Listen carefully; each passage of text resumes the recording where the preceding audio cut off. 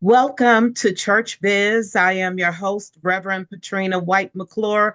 I'm so excited about our show on this evening. We have some marvelous guests that we want to introduce to the WCEG Network audience. But before we do that, we must do our disclaimers.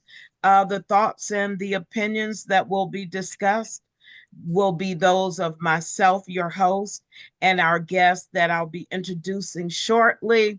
In addition, you can contact WCEG Network at 404-490-8646 if you are looking for a place to sow your seed that will reap you a wonderful harvest of return. Just call that number again, 404-490-8646. WCEG is a 501c3 nonprofit community radio station. In addition, you can follow us on all platforms, including Fanbase and Blue Sky at WCEG Network or WCEG Talk Radio. And now I want to introduce our guests for the evening. We have Mr. J. Paris, Director of Filmmaking, Anna Myer, Director and Choreographer of Performing Arts, and Mr. Lionel J.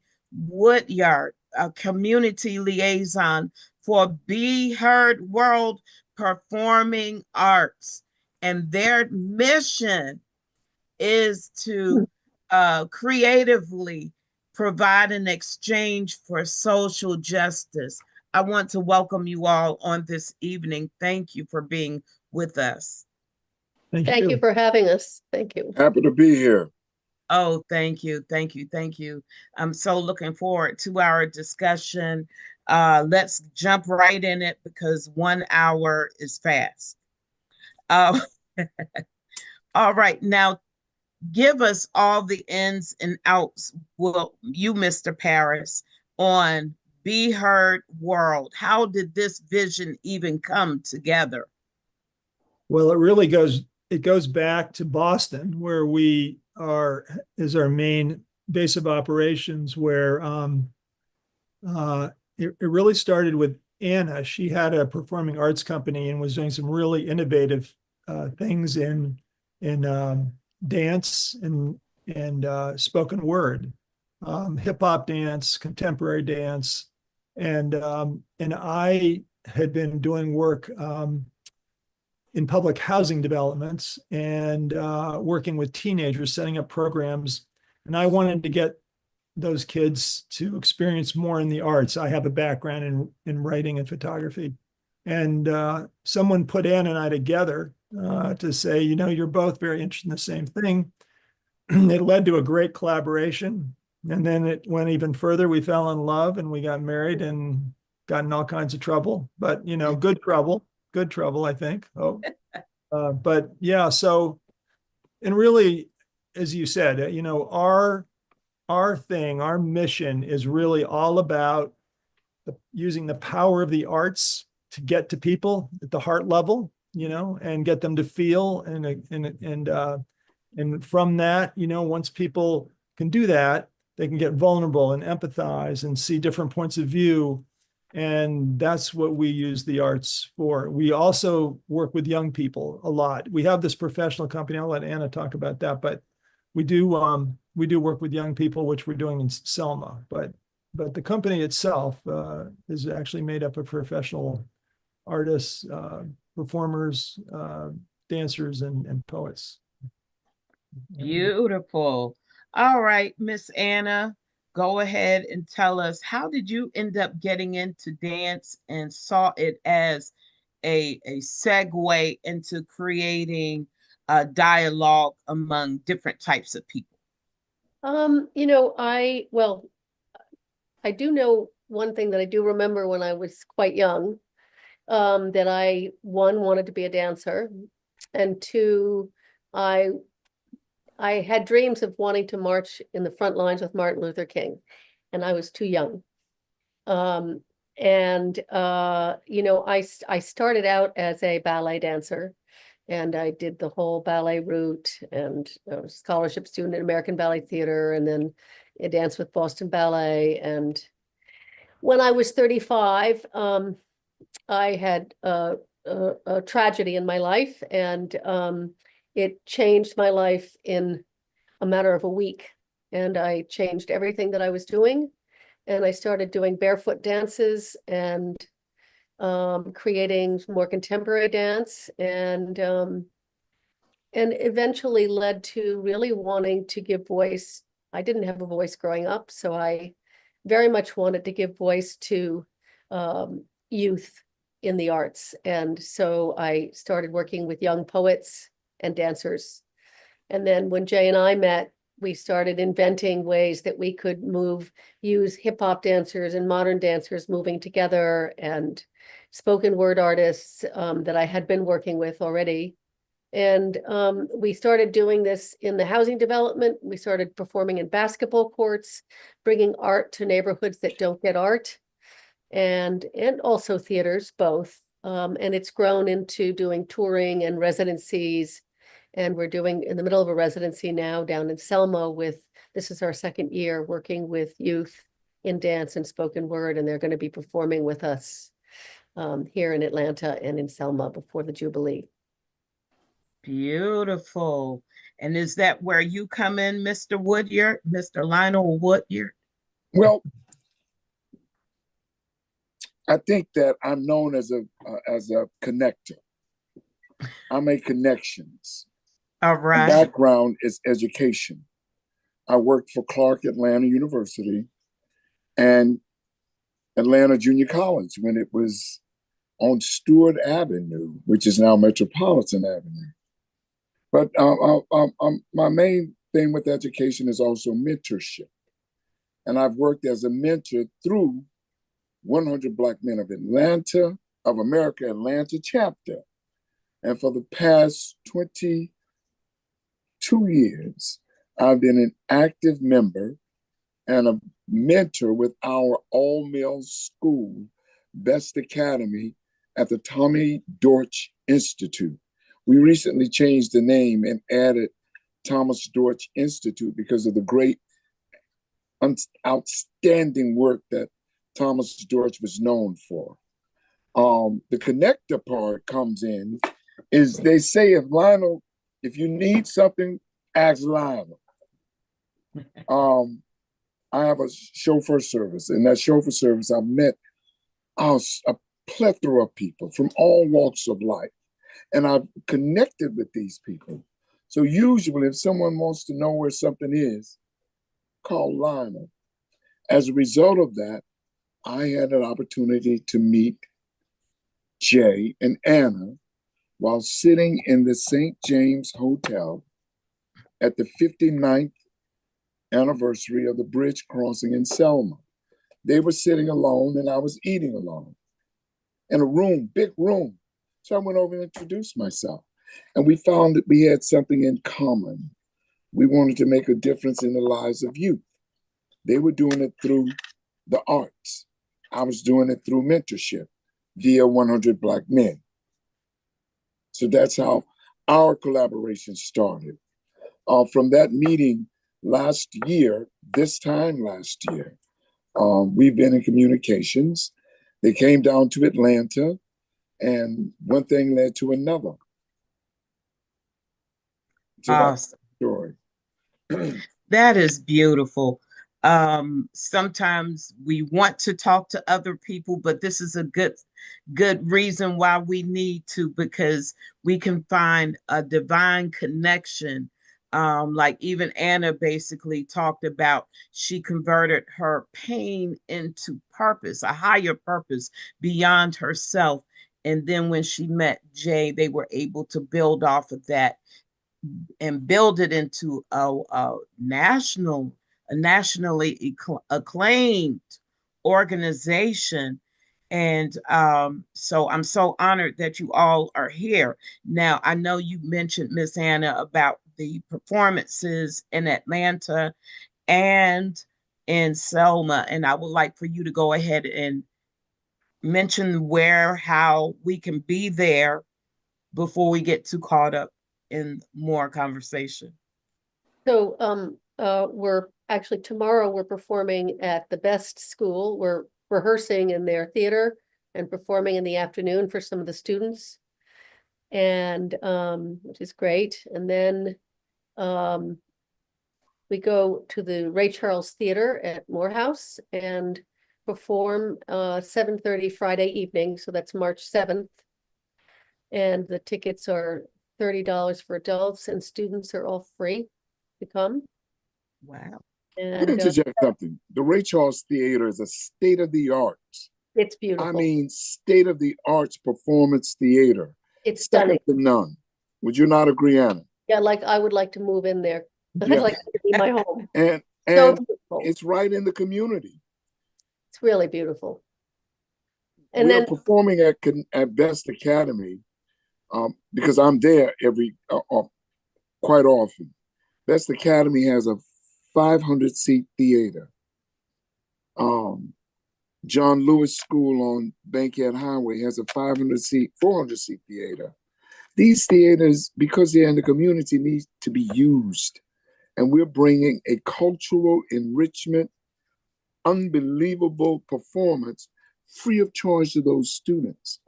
And the Ray Charles Theater, if you're in that community or anywhere near Ray Charles Theater, you need to go in just to hear and see what is there. Go ahead, Anna. What are we going to do on so the piece is called Selma Again. And it's with spoken word, hip hop dance, modern dance, and it's an hour long. And it takes you on a journey, and it takes you through some of the hardships in our history. It also takes us through, there's little sections of it that are tears, and then there's sections of poetry that talk about, my mother always taught me to say hello to everybody in the room, to love, not hate, and love at the very end. So it carries us through a whole journey, and there will be students from Selma, 10 students from Selma in it, doing spoken word and dance and integrated with the company. So they have the experience of working with professional dancers, being on a professional stage. And then they have to wake up early on Saturday morning, and we get them on the bus and we go down to Selma and we perform in Selma that night before the Jubilee at 7:30 at the Elwood Christian Academy. And if I can just in the shameless plug department for a second, you know, as a non-dancer, I can just say that even if you're not drawn to dance or spoken word, you know, the Boston Globe, the New York Times, a lot of papers have reviewed this work and really have given it great marks. It's very moving. It's also very uplifting. It'll be a very special evening in a lot of ways. So I really do encourage people to come and be part of it. And it's tickets at the door. You don't have to do anything in advance.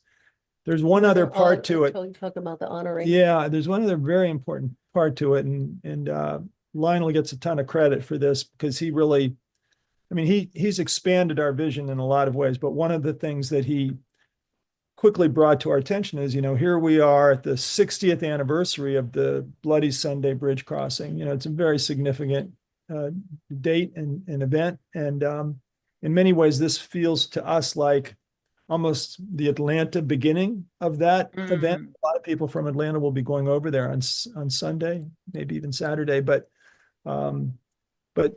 we are now going to honor 7 luminaries who were important, very important in the civil rights movement, and a couple of them are Atlanta citizens. Ambassador Andrew Young will be there. Charles Steele Jr. from the SLCL. Charles Bonner. And then Charles Bonner, who was thank you, Lionel. There's the poster. And Charles Bonner, who was really one of the high school student organizers back in 1964, 65, who organized 100 students to do the protests, and, you know, probably arrested and jailed 100 times plus.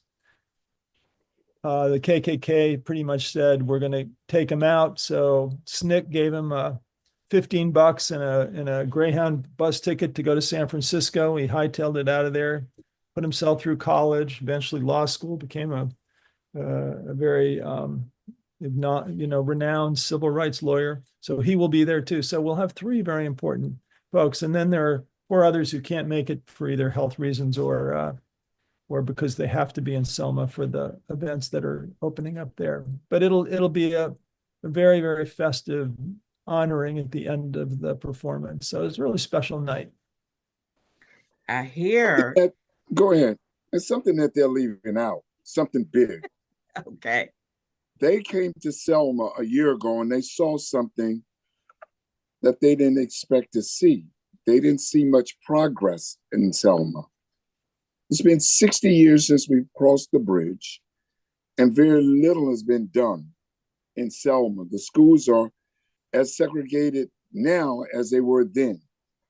So they thought that they could use the arts of bringing kids from all walks of life, a more diverse community, into providing a vehicle by which that could bring some harmony and cohesion there. They took all of these kids that they've been working with in Selma, from Selma to Boston. Wow. Most of those kids, Wow. none of the kids had ever been on an airplane. And from Boston, they went to New York. I remember the first time I went to New York, man, I was in college, went to New York. And from New York to Washington, they have to tell that part of this story. Oh my because goodness. that in and of itself has provided a change in the lives of these kids by just the sheer exposure of that opportunity.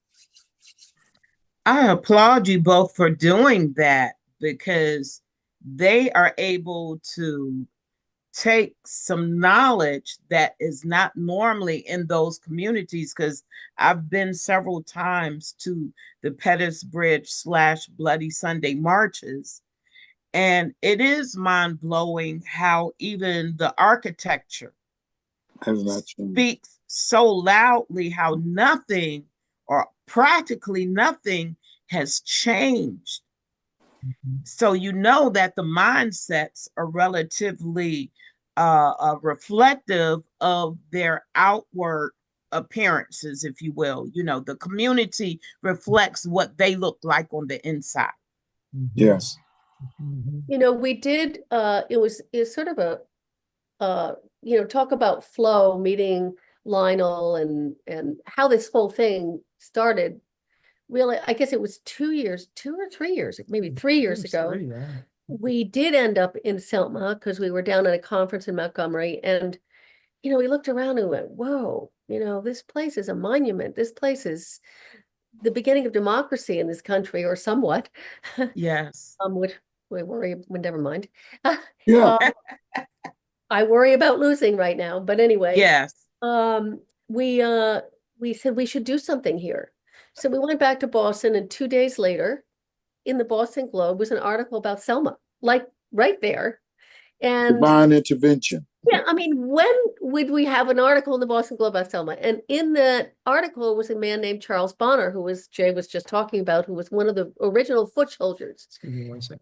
And he, and he was all through the article. He wants to do some work in Selma to help make change and do a solar plant there. So there's jobs and cheaper electricity. And so I said, let's call him up.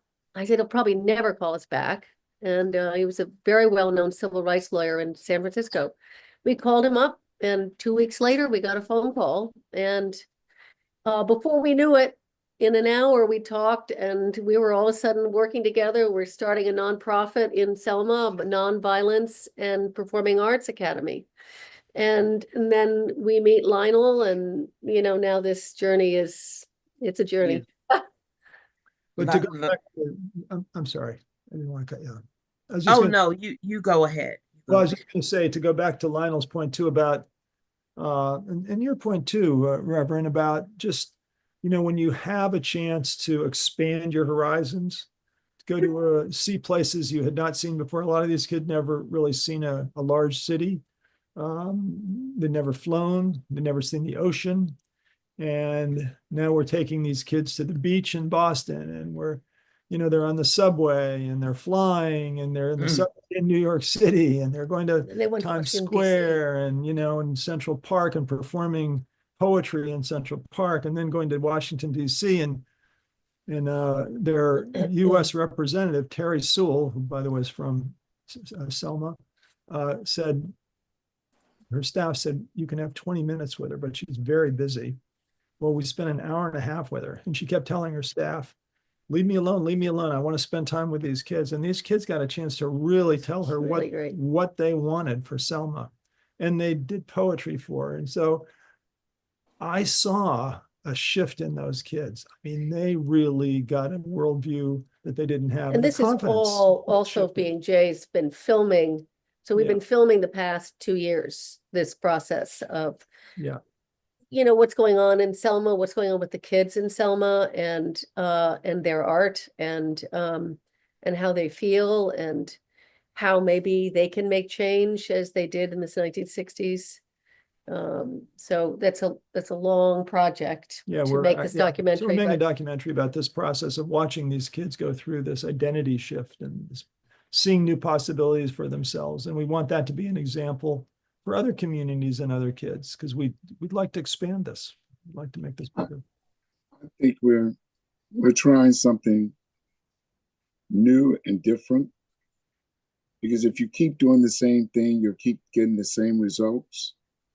We have at Best Academy, the principal there is Dr.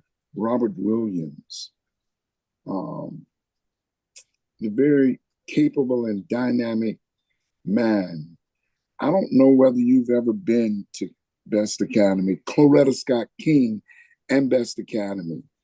I'm more at Best Academy than I'm at Coretta Scott King, Young Women's Academy. But one day I would highly recommend that you take a trip over. You might find an interesting story or two, because both principals, and excuse me because I don't know the principal's name at Coretta Scott King, it escapes, it's just right there. But Principal Williams at Best Academy would welcome anyone from the community to come in and see some of the things that we're doing, contribute to the effort. We're making a difference. 99%, I think our graduation rate is either 99 or 100%, and this is our 15th year of graduating, our graduating class. We started in the 6th grade when we first opened, and this was a vision of members of 100 Black Men, 15 or 16 graduating classes, and every student that was in the senior class graduated. Our percentage of going to college is 92%. We've had 3 kids to go to West Point. 3. Wow. To attend West Point, and one of those was a young lady. Beautiful, beautiful. So I think that when you start doing something different, as Jay and Anna are doing in Selma, using the arts, they're going to make a difference. Now, Jay, how can we see the documentary that you spoke of? Because it's not only a project or a mission, you're building relationship, and relationship takes time. So where can we see this? Yeah, it does take time. So we're doing the final shoot this week. Actually, it will end in Selma when at this year's bridge crossing. We will have something like 150 hours of footage over 2+ years. And then we go into the editing room, which basically means in a room surrounded by computer screens, and piece this thing together. But, you brought up such an interesting point. Since we keep coming back and we spent more and more time with these young people, we've really gotten to know them. We've gotten to know their families, and it's been interesting. And our company is made up of 9 dancers and 2 poets. Most of them are Black or brown. 3 poets. Well, 3, yeah, but one who's kind of on a leave of absence now. But at any rate, so that, you know, these artists in many ways are role models, mentors, but we all connect, and You're even very racially diverse. very, and but you know, I just want to share a scene that actually literally happened today when there's a young woman who a lot of people would judge her as being a tough kid, in the sense that she can be loud, forceful, very direct. She has a history in the community of being a fighter, having some issues at school around that. But she's very drawn to this poetry. So of course we wanted her in, we welcomed her in. This is her 2nd full year of doing it. Well, and her parents have said she's changing. She's literally changing. She's handling her anger so much better. She's doing great at school. She wants to go into the Air Force. You know, she's really moving forward. She's got different kind of courage. But this past year, her closest friend was shot and killed. And he was shot and killed by someone they knew quite well, you know, contemporary. And we were talking about her poem, which she's going to be actually reciting at the theater, both theaters here and in Selma, which talks about loss and talks about how to pick yourself up and go forward, and when you're carrying so much loss. And you know, it always came through sort of as a poet who had something forceful to say. But her mother came in, and a few of us started talking about the poem and how it originated and how it was developing. I was filming this actually, which they're so used to now, the camera being on, you know, to them, it's just like, oh, there's Jay, that's Jay's left arm, you know, it's got a lens on it. But she finally started to talk about the sense of loss, you know, and she got really teary. And she started philosophizing about how to manage her life with this missing thing and what she wishes she could have done. And, you know, and at the end of it, she said, you know, this is why I write poetry. I just feel this big release. You know, the poem has been a big release. This is another big release. I mean, it's just such a touching moment. And I think, you know, there's so many kids who go through hardship and tragedy out there. And you know, the arts give them a chance to deal with that. You know, it's the relief, as she called it. It's my relief valve, you know, and we want kids to be able to do that. But that will be in the documentary. And but it's going to be probably another 6 or 9 months before we release it. Easily. Our last one is, you can see on Amazon Prime now. And we hope this one will have a big life, you know, in the streaming world, maybe even television. So we'll see.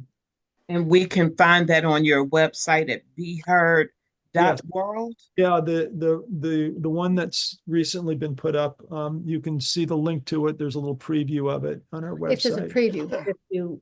Yeah, go ahead. But if you want it, so it's Invisible Imprints Is the name of the film. is the name of the film that's on Amazon Prime right now. All right. Invisible, it's an hour-long movie about a journey that the company took from in 2018 up the Black Migration Trail from Jackson, Mississippi to Chicago in 5 different cities. Performing and also interviewing civil rights people who are older and have stories to tell, but and also their experience of that. And actually, I mean, it kind of was amazing to me that how little, well, I guess it isn't so amazing, how little they knew of some of the history in this country, their own history. They're Black. Yes, right in the heat of it. Yes, and then we took them through the Civil Rights Museum down in Jackson, and it was really mind-blowing to them. I think it was very, well, all of us, but you know, you and I grew up Yeah, knowing a lot of this in that time. it's true. But some of these kids, like we had a 22-year-old with us who had no idea his history, really, he's from Boston and never taught it in school, obviously. Mhm. And, Well- it's interesting, just how things shift, even Deco, one of our poets, he was looking up at this huge photograph of the Freedom Riders. And he said, I had no idea that there were white Freedom Riders as well as, Black. And he said that shifted how he thought about things, So it's just it's a really interesting trip. The movie has dance in it, it has spoken word in it, it has interviews. It's a journey. And, I think it's quite a beautiful film. So people wanted to see that. It's easy. I think it's $1.99 I don't even know. on Amazon Not Prime. very much, It's yeah. not very All much. right. Their documentary is how we further connected, Mhm. because I was a part of a documentary during the time that I was in college in 1970. I had an opportunity to take a trip to New York to work at a camp from Pritchard, Alabama, for a summer job, 1970. I had no prospect of a summer job in Pritchard, Alabama in 1970. And this opportunity came, and I accepted a position to work at a camp. This camp turned out to be a camp for handicapped kids and adults. And most of us had never seen anyone other than an older person in a wheelchair. Most of us had never heard of cerebral palsy or spina bifida, muscular sclerosis, muscular dystrophy, polio. We heard about it, but we didn't know anyone that might have had it and how it affected them. And we definitely didn't know anyone our age with those born with disabilities. And we did a film about it, and it so happened that one of the persons that edited the film that I was in, Mhm. Jay, knew them in our initial conversation. Actually The helped film- edit He helped edit our film. he was our editor, really. He was your Oh editor as my well. goodness. Yeah. Now, Really? And I your film was Academy Award. it was nominated for an Nominated for Academy Academy Award. Award.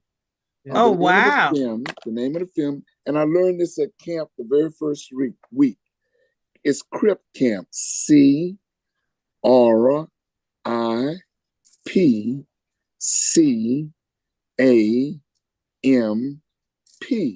CRIP Camp. It's on Netflix.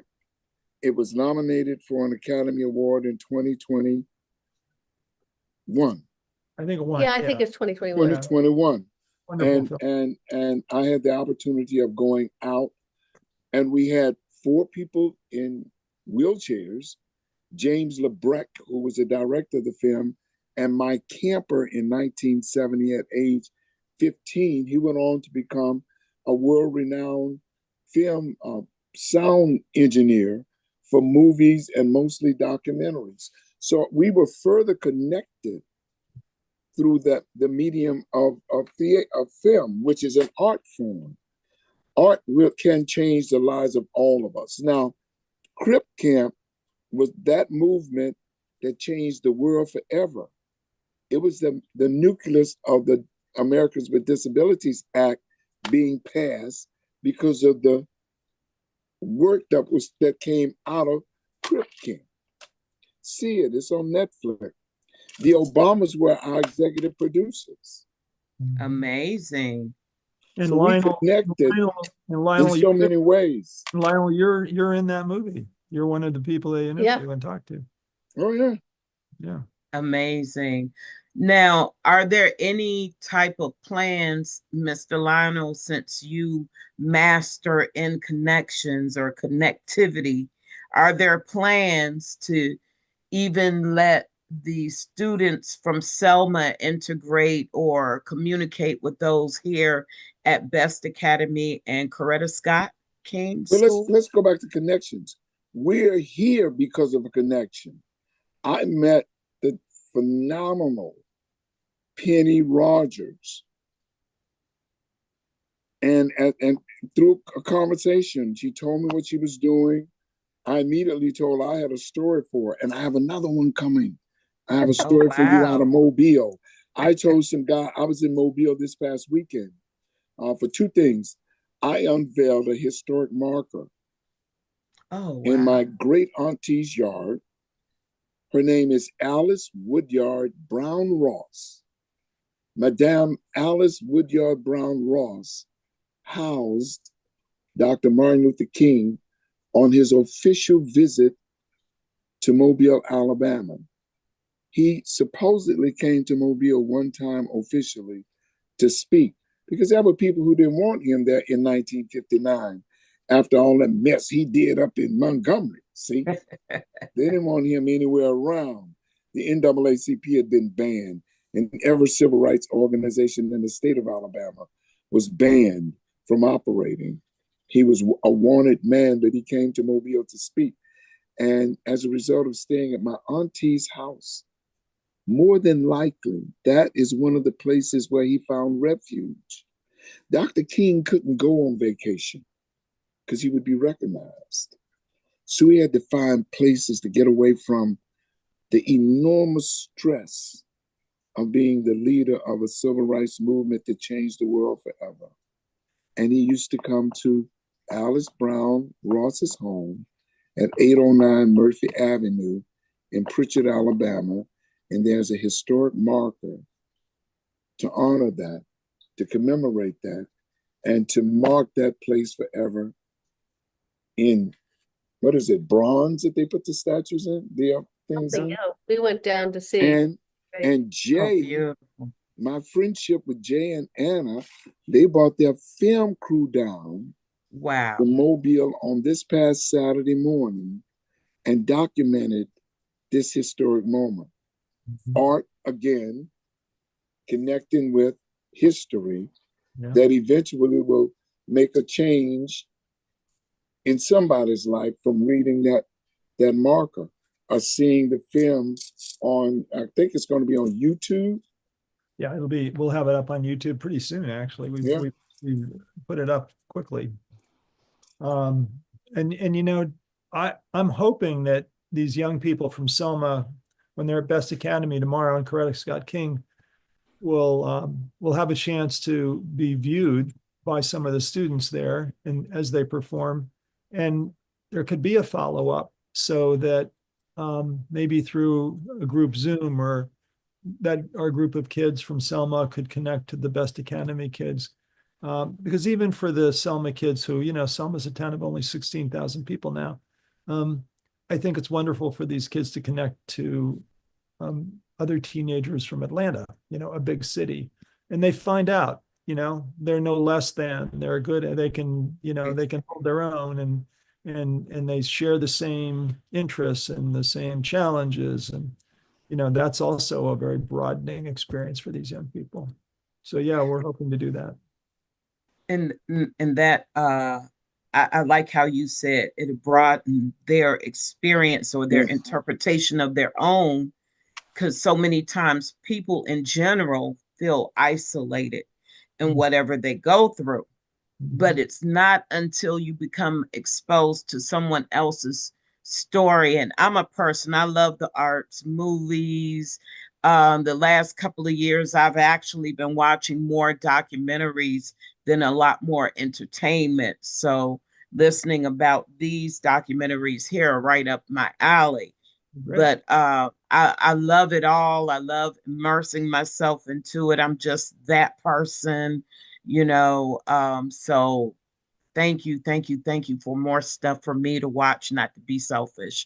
But for our WCEG listeners and Church Biz supporters, you can go ahead and go to BeHeard.World. That is their website, BeHeard, HEARD.World, and you'll find so much information about Jay and Anna. And Mr. Woodyard is here in Atlanta, so you can Google him, find out he's one of the notable entrepreneurs here in Atlanta, owning his own transportation business, his limousine service. So we have the world right at our fingertips, but then we have to do more than our fingertips. We have to get out the house, okay, and connect, because there's nothing like human interaction, you know, because that social media stuff, I love it, but it has a way of desensitizing us so that when we get in each other's presence, it's almost like, well, what do I say? I did everything online. Now I don't know how to act in person. Yeah, that's You a know, conversation piece. so I encourage everybody to come on out, and whether it's Friday night at the Ray Charles Performing Arts Center, it's right there. We used to call it Ashby Street, but now it's Lowry Street. You know where it is. If you know where Morehouse is, if you're in the Atlanta or in the A or the ATL, make your way over there. This is a worthy investment of your time, and it's just $30. You would spend that going to our local food. What is it? McDonald's, Burger King. Same amount of money. And college students and high school students and graduate students are free. We don't want any. Okay. Students are free. That theater is worth going in to see. Yes, it is. It's named after Ray Charles. And ironically, check this out. I was driving Quincy Jones in Atlanta at Morehouse. He was being inducted into the Morehouse Candle in the Dark celebration at the time that they cut the ribbon, groundbreaking, for the Ray Charles Theater. Quincy Jones, if you ever saw the movie Ray, remember Ray and Quincy were good friends. Yes. And he wanted to be there at the ribbon cutting, the groundbreaking, when they put the shovels in the ground. If you go in that theater, you're going to try to keep a calendar of whatever performance is there, because it is your theater in your neighborhood, in our neighborhood. It is our theater in our neighborhood. We don't have to go down to the High to see a good, the Alliance. It's right there on Ashby Street. State of the arts. It doesn't get any better. Joseph Lowry Boulevard. Joseph Lowry Boulevard. And so the money will go to helping us continue to work with these kids and the projects that we're doing. So, the $30 goes a long way. And that's a thing right there.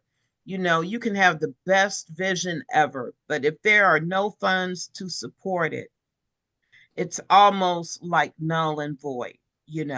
Even Jesus said, money answereth all things. So in other words, you need money to be movers and shakers, and it doesn't take a lot. Yeah. It just takes more sacrifice, everybody. Sacrifice is the word. Investment in your community and in other people's lives. Jay and Anna have done the hardest part, which is to go directly to the communities in Selma, to invest in people that we just live, 3-4 hours away, and we don't go. Okay. They're coming from Boston, fly people all over the United States to give them a different perspective on life, to enlighten that community. Come on, everybody, let us step up. But more than that, they're in this fight for social exchange and justice for all. And we are living in a time right now where that message just is resoundingly loud. Yes. But it should be all the more off of everybody's lips. Your thoughts on that, Anna? Oh, I think we're in a time where community is hugely important, and that we are all here to help each other through this, because I don't think it's a simple time. And we need to really care for each other and support each other and speak loudly about what's important in our world today. People are struggling. And you think how complicated the world's going to be for these generations coming up. I mean, these kids need as much support as we can give them. It's a tough world we're setting up. And I'll tell you one quick story. Most of our funding comes from grants or fundraising campaigns. And we had received a grant. We were acknowledged that we got a grant from the National Endowment for the Arts to come to Selma and do the work this year. And it wasn't going to pay for all of it. It was going to pay for a nice chunk of it.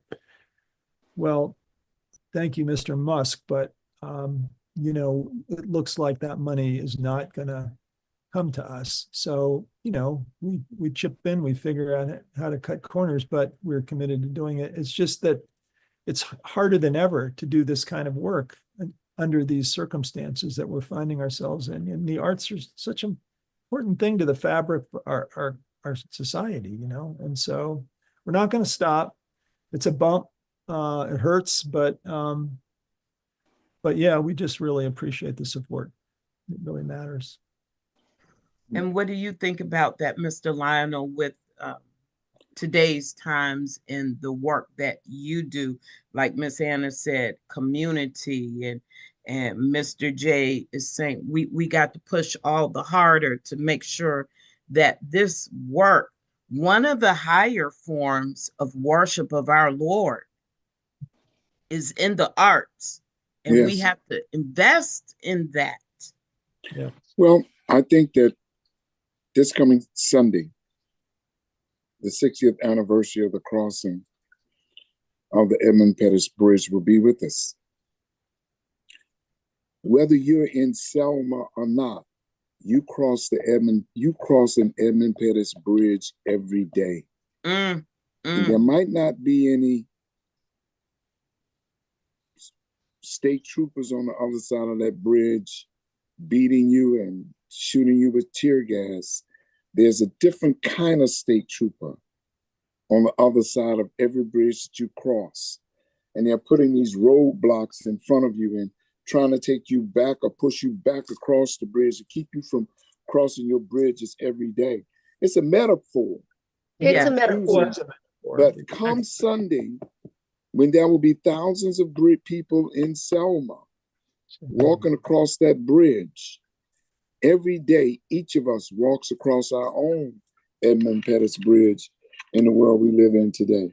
So we have to find ways of coming together, supporting each other, and being there for each other. I'll be right. I have to take a call. I'm sorry. Oh, we totally understand. When you're a mover and shaker, you're being pulled every which way because people have need of you, especially like you two are operating in your callings, as well as Mr. Lionel. You're operating where God has placed you. So I know that your phones ring off the hook, if you will, now that we have cell phones. So what's next on your agenda for the next few days besides going to Best Academy? Is it tomorrow? Tomorrow's the Best Academy, and then Friday is the Ray Charles Theater. Saturday, we get on the bus to go down to Selma and we perform Saturday night. And then we all cross the bridge together on Sunday. And then we fly back on Monday. Yeah. And the performance, if people are in Selma and they have some time on Saturday night, it's also 7:30 at the Elwood Christian Academy there, which we can put in the chat. And we will put in the chat actually. And it's going to be another lovely, performance and special event for Selma, and everybody's welcome. Beautiful. Now, if anybody wanted to keep in touch with either of you, how would they do that? What's the best way to? I think either through the website or we can actually put our phone number into the chat. We love if people have questions, can I do that? Is that okay? Yes, that'd be great. And Lionel J. Woodyard has put his phone number and his email address in the chat. His is Lionel J. Woodyard, Strategic Business Connections, Atlanta Chauffeur Service, area code 404-202-4462. And he can be emailed at Lionel, LIONEL at AOL.com. If you are looking forward to connecting with Anna, you can call her at 617-513-9314, even if it is to get advice, I'm assuming, on how to impact other communities in a similar manner. It doesn't have to mimic what they are doing, but there are so many of all, God has created all of us with a purpose in mind. He didn't just let us be born. You know, we're not just here existing, but we all have a purpose. Yes. And we need to go to God and ask him, why am I here? And don't be afraid to hear what he has to say, because sometimes what he calls us to is not what we're accustomed to doing. Now, Miss Anna found hers through her passion of dance, and it just eventually grew from there after she had a traumatizing experience. Mr. J, I don't think we found out, how did you end up in filmmaking? Well, when I went through high school and college being crazy about taking pictures, and always had a camera around my neck and loved imagery, but for some reason I had this weird love of writing too. It's really what got me through college, because I couldn't add two things together, and God forbid if I had to learn a language or do a science, but I could write a little bit, so that got me through, and I actually started working for magazines, doing as a photographer, and then I started doing writing. And I worked for Time Life magazine for a while, and I worked for National Geographic for a while. And then I decided to take a break, and an old friend who'd started working with kids, nonprofit, he'd started, kind of lured me in. And before I knew it, I was up to my elbows and working with young people, which I loved. I loved working with teenagers. And then it came back to, I'm missing the arts. If you've got that creative thing in you, you kind of express it, right? So it was Anna who said, you've always wanted to make documentaries, go for it. And so that's what I just did. And it kind of was a nice mesh of my writing and photography. And some of the work that Jay has done with teens, and was putting police officers and youth together in a room over a 5-day period. They got to know each other and talk about who they are, and it changed the dynamic so that kids in tough neighborhoods knew the names of the cops, and the cops knew the names of the kids. And they started out saying, I don't really like cops, and the kids by the end of it say, but these cops are cool. And so that's going around the country in different cities, and it makes a huge difference in terms of kids and cop relationships. So that was also part of what he was doing in the housing developments in Boston. And it was kind of based on storytelling. It was like, you got the kids so that they could tell a good story about some things in their lives that they'd done, and how they viewed them. And then after the kids did that, and the police were usually really surprised that these pretty tough kids could and would do that in front of them. And they'd been rehearsed. We worked with them. Then we turned to the police officers and said, hey, these kids took a big chance. They told their stories in front of you. How about you take 5 minutes, think about how you got from being 15 years old to wearing a uniform, and please share that story in a personal way. And really, by the end of that, the kids are on the edge of their seats, because they're realizing these cops are not, they weren't the stars necessarily of the class. They weren't the big athletes. They were just like them, and they had their struggles. And the police officers kind of let their hair down and be real. And And it's amazing just in that week-long sessions that they really built relationships, and it changed a lot for these kids and these officers. So yeah, that was the principle, but it was based on storytelling, which is kind of my love, you know, and Anna's too. Yeah. Beautiful. Do you two have children of your own? I have children by an earlier marriage.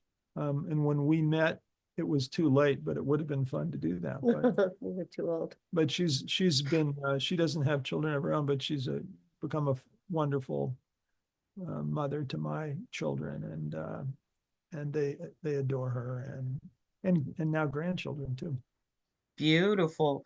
As well, it looks like you all have the rest of the world as your children, the communities Yeah. that We you do. impact. We do. We do. Yeah, as you might say, all God's children, right? One of the dancers in the company, I brought up as a dancer from when she was a little girl. And now she's 30, how old is Adrian? 30, Yeah. I don't know, 33, 34. Oh, yeah. There Wow. are lots of kids that we've worked with when they were teenagers who are now much Grown-ups. older, and now they're friends, you know, and big part of our lives. Beautiful. Yeah. Now, in Selma, you're going to be at Elwood Christian Academy at 7:30 p.m. Saturday night. It's open to the public.